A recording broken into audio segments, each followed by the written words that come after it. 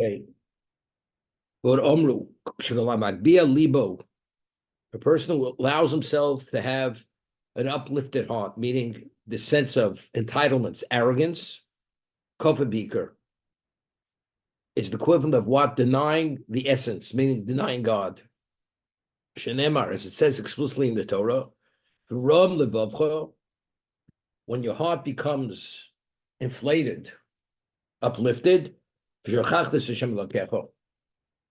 begin forgetting God. What do you mean? This person says every morning, Shema Yisrael Hashem Elkeinu Hashem Echad. We say, in God we trust. God bless America. You may say it, but the question is, what do you feel in your heart? Do you have a sense of God having presence in your life? Give you the example. A person goes, and every deal he does, he succeeds, and it's a winner. And as a young person, becomes very wealthy. And everybody talks about that he's one of a kind in this particular area, this field in finance. What happens? When you begin believing in your own ability, you attribute all your success to yourself. Of course, God could have prevented it from happening, but first and foremost, it's me, and it's because of my personality, my acumen, my education, my experience, who I know. Once the person goes into that mindset, that's the way you perceive things. What happens to God? You forget about God. Of course, God, I love you. Of course, I put on my tefillin. But basically speaking, God has really faded out in your life. God has no bearing in your life. He's only in your life where you allow him to be in your life. But you have no sense of God in your life. Why? Because there's so much of yourself being there, there's no room for him in your life. I'll give you an example. First of all, has a very expensive pair of shoes. And he knows he wears a certain size. He tries it on. Can't get his foot in the shoe. Why? Because the person who gives him the shoes to try and forgot to take out the stuffing in the shoe. As a result of that, his foot can't fit in the shoe. You have to pull out the stuffing, and then now the shoe fits perfectly. God gave us a heart that has a capacity to sense him, to feel him, and that he should fully occupy your heart. But if you move in there, and it's you're there, there's not much room for God. So your sense of feeling, dedication, love, everything in being actualized, who is it to? To yourself. God is no longer part of that equation any longer. And therefore, a person who allows himself to have gova leiv, that his heart becomes inflated, what happens? God starts fading out. And therefore, it's kofa beaker. It's as if you deny God's existence. You're denying the essence of what it's all about. This is the concept. V'od quotes the Gemara, the Talmud, Omru b'shamto man di'isle gasus haruach. It says, a person who allows himself to be subject to arrogance, he deserves to be excommunicated. Shamta is a type of excommunication, even if he has a slight degree of arrogance. There used to be somebody who used to come to Yad Avram many years ago. Originally, he was born in Israel. He was an older man. He was a certain type of personality. And there's an expression in Hebrew, which I don't like this expression. And he would always say, Ze magia lach. Ze magia lacha. What you deserve it. And that was, whatever he says, you deserve it in the positive. You're worthy of that. You deserve it. You hear that enough. You deserve it. You're worthy, and you're worthy. After you start believing it. It's because it's you. You're so special. Therefore, you deserve it. You're worthy. As much as we deserve something, we have to recognize we're far from perfect. And based on those imperfections, the reason why we are where we are, because God, despite that, his mercy, his chesed, his kindness, he's willing and his relation with, he's willing to carry us, like a parent with a child. A child has a parent, and the child is not the greatest son, but because of the love the parent has for the child, and the son says, I don't understand why my parents do it for me. The only way I can understand is because they must love me, because I'm their child. Otherwise, they wouldn't do it. But the child understands the reason why the parent is treating the child that way is because he's the child of the parent. It's that relationship. But in real life, with God, you believe it has nothing to do with my relation with God. It's me. It's me, that's where it begins and that's where it ends. I pray to God, he shouldn't prevent it, shouldn't stop it from continuing. But the actual success, it's like it says, it's my power and my acumen which brought about all the success. I'll give you an example. Person drives a Bentley. Person drives a Rolls Royce. Person said, so he said, why do you drive the Bentley Rolls Royce? He said, because I enjoy it. And if it would be a lesser car that has to be the ultimate, he says, because I think I deserve it. Because in terms of who I am and the wealth I have, there's no reason I shouldn't drive such a car. Okay? There's nothing wrong with saying that. He wants that.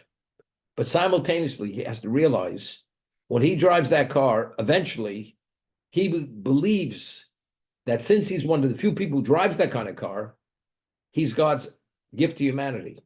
I am one of a kind. And he begins believing his narrative and what people say about him. Initially, I enjoy the car, but you realize once you start driving that car and the way you're seen in society and your interaction in society, you're seen as top of the mountain, the upper echelon. I'm the upper echelon. I had certain experiences in life when I first came to New York, interacting with certain types of people. I said my experience was, it's like you take garbage and wrap it in gold leaf and gold foil. I couldn't care what kind of car you drive. The question is, who are you? I couldn't care how much real estate you own. Who are you? Don't you realize I'm a mogul? Did you say a Mongol or a mogul? What are you? It's who you are. But people believe what they have, that's what they are. And that's called arrogance. When it starts seeping in from the outside to the inside, when the inside is empty, has no relevance to anything innately special, well, but I'm a financial genius. The many financial geniuses didn't succeed as you succeeded. Why did you succeed? Because God wants you to succeed. Well, say, no, I'm lucky. They don't have the luck I have. I have the Midas touch. Once you say you have the Midas, that means that's you. If it's you and you, so where's God? God's not part of your equation. And therefore it says a person who becomes arrogant or goes in that direction, God says it's as if you deny my existence. That's kafir beaker.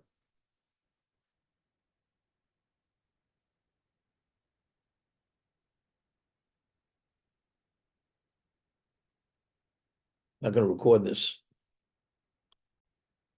As a result of this, the Rambam quotes the Gemara that a person who has even a slight degree of arrogance, he deserves to be excommunicated. Because you know something? If you have that slight degree, he grows.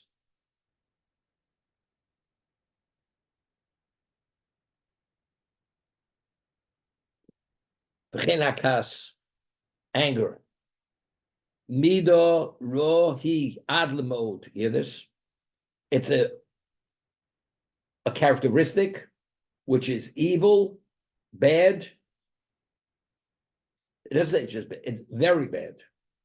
It's a very bad characteristic if you have anger. I mean, you're subject to anger, you anger easily. That's another attribute or characteristic. you should distance yourself to the nth degree away from it. Never allow yourself, in as much as you feel you're getting angry, suppress it. Don't allow you to go there. You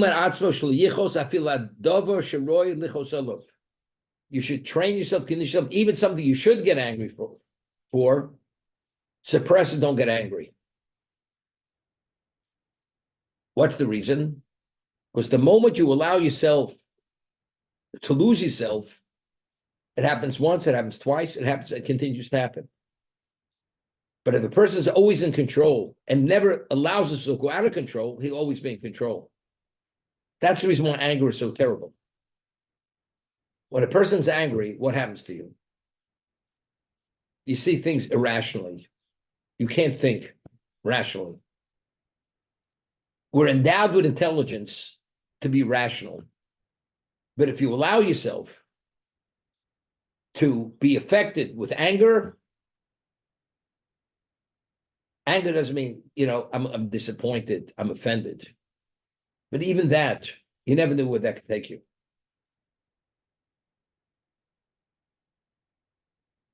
What happens sometimes? You have your family. Sometimes they don't behave properly, and you want to display some degree of being upset in a very extreme way. How do you do it? If we're saying anger, even something of great importance, you shouldn't allow yourself. So how do you maintain that discipline or that sense of behaving responsibly regarding your family? If you're the so-called head of the household, al tzibur, let's say a person was responsible for the community, and the people are not behaving properly, and things are getting out of hand.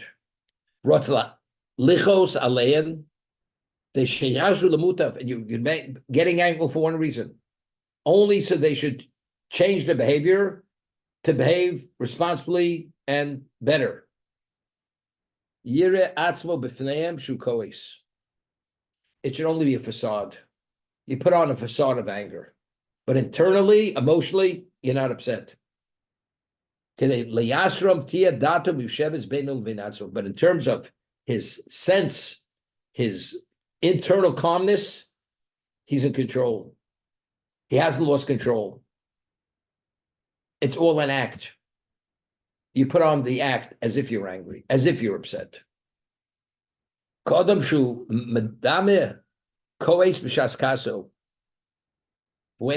like a person puts on a face as if he's angry, but he's not really angry. That's the way you have to behave in these situations. But you have to be able to put on a good show.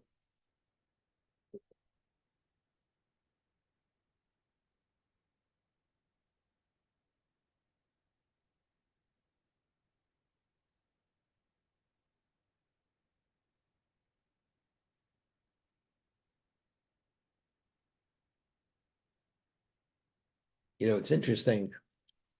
A person who's a concert pianist, that person has to practice endless hours a day to really be on top of his game, to be the natural. What's that one day he's lazy? He doesn't practice, even one day. Even though the listeners may not have that professional ear to detect that it's slightly different. The person who didn't practice for the day, he feels he's slightly off. What does that mean?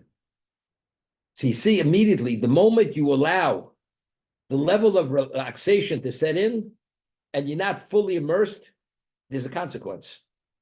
The moment you go into a setting of anger, at that moment, you allow yourself to be in a context of being irrational. We're not talking about, we're talking about a person, you have to really show true anger to the family. They should understand the seriousness of the behavior. It's not just making a face. It's really, you have to put on a good show.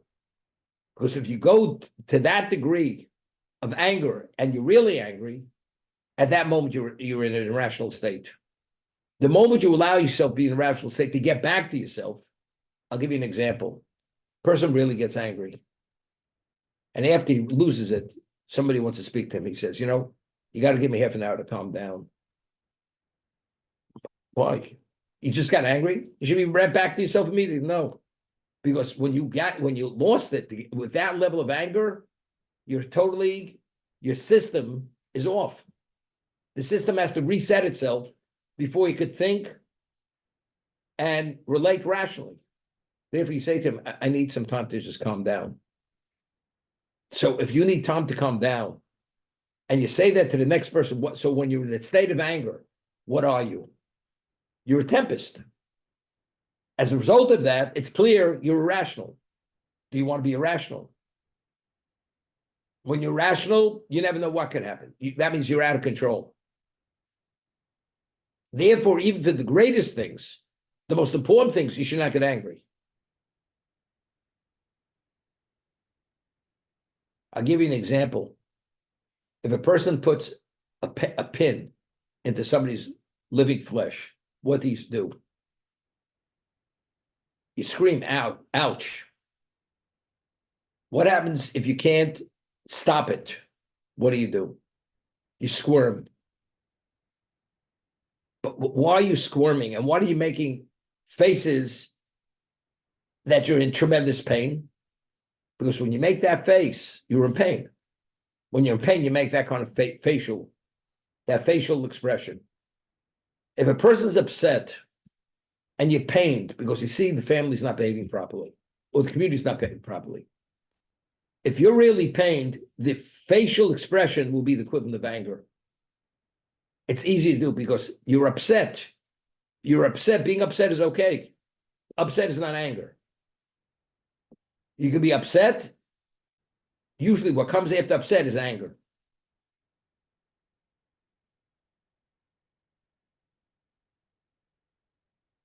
I'll give you an example. Person was expecting a raise from his employer, and he felt he deserved it. And the employer didn't give it to him. And he needed it for his family. And he's really incensed. And he says, I'm going to tell my employer off.